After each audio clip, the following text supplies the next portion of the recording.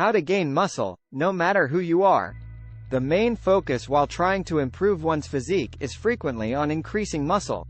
Adding muscle mass will improve your lean body mass, give your muscles more definition, and give your frame the proper amount of bulk and size.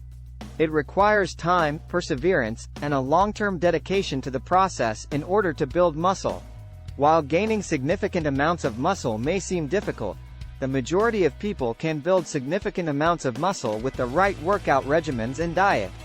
This page explains how to work out, what to eat, and recovery techniques, as well as everything else you need to know about gaining muscle. The fundamentals of gaining muscle. Skeletal muscles are made up anatomically of parallel cylindrical fibers that contract to generate force. All of a person's movements outside the body are made possible by this muscle contraction. The amino acids, or protein building blocks, in your muscles are continually renewed and recycled by your body. You will lose muscle mass if your body eliminates more protein than it adds. If net protein synthesis is balanced, there is no discernible change in muscle size. And finally, your muscles will expand if your body stores more protein than it expels. 1. Select the desired number of repetitions. When creating training plans for growing muscle, the repetition continuum is an important notion to keep in mind. Weight training activities must be performed with a weight that only permits you to complete 1 to 20 repetitions in order to stimulate muscular growth. 2. Select the appropriate weight. The weight must always be so heavy that executing more than 20 reps is impossible. On your set number of repetitions, the weight you choose to utilize should cause you to reach failure or almost reach it. 3.